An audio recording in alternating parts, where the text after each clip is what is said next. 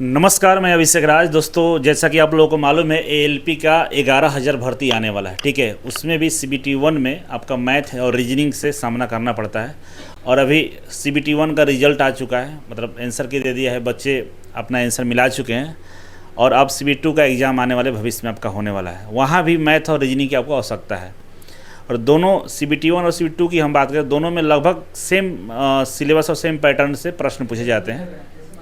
तो मेरे साथ चंदन सर बैठे हुए हैं, क्योंकि आप लोगों को हम पढ़ा रहे थे यूट्यूब पे जो क्वेश्चन प्रैक्टिस कराते हैं। कई सारे बच्चे बोलते हैं कि सर चंदन सर को लाइए मैथ प्रैक्टिस करने के लिए। तो सर तैयार हैं और आने वाले हैं, तो हम जानकारी लेने के लिए सर के साथ वीडियो बना रहे हैं कि भाई कब से ये चीज़ें होने वाली है और सर क्या क्या आपके साथ कराने वाले हैं। सबसे पहले सर स्वागत है आपका। नमस्कार आपको भी। तो सर ये बताइए कि जो आप ये बैच लेकर सर आ रहे हैं यूट्यूब पे, बच्चों को प्रैक्टिस सेट लेकर आ रहे हैं, तो इसमें के लिए सर क्या क्या प्लानिंग है और कब आ रहा है? देखिए, सबसे पहले तो हम बताना चाहेंगे कि रेलवे का लगभग जो भी आप एग्ज़ाम्स देख लीजिए, चाहे ALP हो या NTPC हो या ग्रुप D हो वगैरह, कोई भी RPF हो, बहुत सारी एग्ज़ाम्स होती हैं। तो सब में मैथ लगभग क्या होता है, सेम ही होता है। मतलब ये नहीं है कि जैसे कि SSC में थोड़ा सा दिक्कत होता है कि प्री लेवल के क्वेश्चन और मेंस लेवल के क्वेश्चन में डिफरेंस रहता है, मतलब लेवल थोड़ा सा हाई रहता है, लेकिन इसमें ऐसा कुछ नहीं है। तो लगभग प्रॉपर, मतलब कि अगर रेलवे के पर्पज़ से तैयारी कराया जाए तो CBT 1 हो चाहे CBT 2 हो, सब लगभग क्लियर हो जाएगा। तो उसके लिए हमने 2 तरीके का बैच लेकर हम बच्चों के सामने आ रहे हैं। बच्चों का बहुत डिमांड भी था।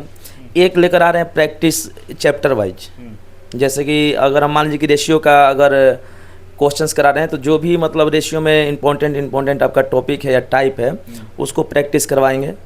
और ये चैप्टर वाइज प्रैक्टिस चलेगा। ये आपका समथिंग, मतलब कि एग्जाम हो भी जाए या ना हो जाए, लगभग ये साल भर हम कराएंगे लगातार यूट्यूब पर।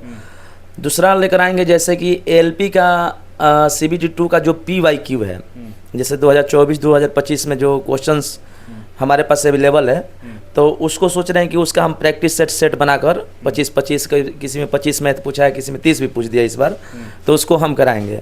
उसी तरह से मान लीजिए कि NTPC का एग्जाम्स के समय NTPC वाला करा देंगे। तो 2 तरीके का हम सेगमेंट लेकर बच्चों के सामने आ रहे हैं।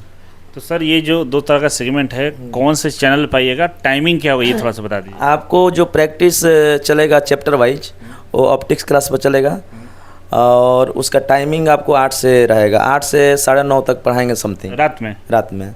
और जो आपका स्पेशल जो चलेगा बैच, जैसे कि केवल ALP वाला CBT 2 वाला है कि केवल क्वेश्चंस का प्रैक्टिस करवा दीजिए, जो पिछले साल पूछा था, तो वो इजी वे चैनल पर लेकर हम आएंगे। इजी वे ग्लोबल पे आप लोगों को ALP का CBT 2 का प्रैक्टिस चलने वाला है। ठीक है, और तो आप लोग इस चीज़ को ध्यान में रखें। एक सवाल और है, जैसे कि हम IITA के सर पढ़ाते हैं, तो काफ़ी बच्चों का ये होता है, वैसे बहुत सारे बच्चे अब जान चुके हैं कि भाई चंदन से जो मैथ पढ़ाते समझ में आता है। फिर भी हम आपसे जानना चाहते हैं कि कई सारे बच्चा IITA का जो IITA तो कर लिया, मैथ से कभी उसको मतलब सामना नहीं हुआ, पढ़ा नहीं है, और एक मन में एक भय बना लिया कि मैथ भारी होता है, समझ में नहीं आता है, दिक्कत होता है, लेकिन चाहता है पढ़ाई करना, चाहता है कि ALP बने, चाहे आगे जो भी एग्जाम है उसका तैयारी करना चाहता है। तो आपके हिसाब से जब आप पढ़ाएंगे तो क्या उन बच्चों को भी समझ में आ जाएगा, कोई दिक्कत होगा? आप थोड़ा सा इस पर गाइड कर दीजिए। देखिए, बिल्कुल 100% समझ में आएगा। होता क्या है ना कि बच्चों के पास रेगुलरिटी नहीं होता है। वो क्या करता है कि जैसे कि अभी मान लीजिए कि DRDO का फॉर्म आया, एग्ज़ाम हुआ, जो प्री हुआ, उसमें तो आपने देखे, आप शायद देखे होंगे कि क्वेश्चंस का लेवल कोई आसान नहीं था, कोई डिफ़िकल्ट भी नहीं था। जो बच्चा मतलब कि 10th बढ़िया से पढ़ा होगा, या क्या होता है 9th 8th पढ़ा होगा, उसी लेवल का क्वेश्चन था। तो ऐसा कुछ नहीं है, बच्चा लोग को बिल्कुल 100% समझ में आएगा। थोड़ा सा रेगुलरिटी रखने की आवश्यकता है। दूसरा का चीज़ है कि थोड़ा सा IITA के बच्चों का बेस कमज़ोर है, जैसे कि कैलकुलेशन करने में परेशानियाँ होती है।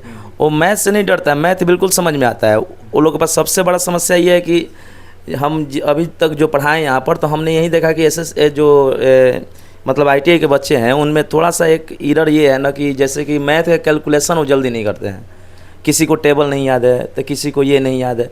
तो थोड़ा बहुत अगर अपने आप में बदलाव अगर वो सब बच्चे कर लेते हैं ना, तो मैथ बिल्कुल 100% समझ में आएगा। वो 100% मेरा गारंटी है। तो सर इस बात का पढ़ाते समय ध्यान रखेंगे ना कि वैसे भी बच्चे आपको देख रहे हैं जिनको मतलब ये परेशानी है जो आप बता रहे हैं, तो उन सब परेशानियों को ध्यान में रखते हुए सर बच्चों को तो ध्यान देना होगा। वो सारा चीज़ प्रैक्टिस के होता है सर। जो जितना आप प्रैक्टिस करिएगा उतना वो निखर कर आएगा।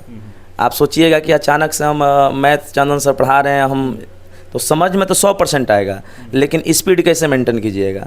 तो वो चीज़ होता है कि आप कितना प्रैक्टिस कर रहे हैं, कितना घर पर बैठकर मेहनत कर रहे हैं। हाँ, उसके बाद हमारा काम है ना कि हाँ आपके एग्ज़ाम्स के अकॉर्डिंग जो भी सिलेबस है उसको हम क्या करें, टच करा दें। तो उतना तो हम कराएंगे, उससे ज़्यादा कराते हैं। लेकिन थोड़ा बहुत परेशानियाँ यहाँ वही है, हम जो अभी आपको बताएं कि थोड़ा बहुत बच्चे क्या है कि कैलकुलेशन ठीक नहीं है, तो थोड़ा सा डर जाते हैं। क्या होता है कि एक क्वेश्चन को 5 मिनट में बनाते हैं यहाँ पर बैठकर, तो उनको लगता है कि मैथ बहुत क्या है, डिफ़िकल्ट है। लेकिन ऐसा कुछ है नहीं है, मैथ डिफ़िकल्ट है ही नहीं, मैथ डिफ़िकल्ट होता ही नहीं है। मैथ तो समझने वाली चीज़ है, आप समझिएगा तभी मैथ बनाइएगा, ये रटने वाला तो चीज़ है नहीं। तो थोड़ा बहुत अगर मेहनत करेंगे बच्चे तो हम तो 100% उनका नैया पार करवा देंगे, इसमें कोई दुराय नहीं है। तो जैसा कि चंदन सर के साथ हम बैठे थे, आप लोगों को बता दिए, टाइम टेबल याद रखिएगा। ऑप्टिक्स क्लास पे आपको बैच आ रहा है, इजी वे ग्लोबल पे आ रहा है, और वीडियो में सारा लिंक और चैनल का प्रॉपर दे दिया जाएगा, वहाँ से आप जुड़ सकते हैं। ठीक है, तो बहुत बहुत धन्यवाद सर, मिलते हैं अगले वीडियो में, तब तक के लिए नमस्कार।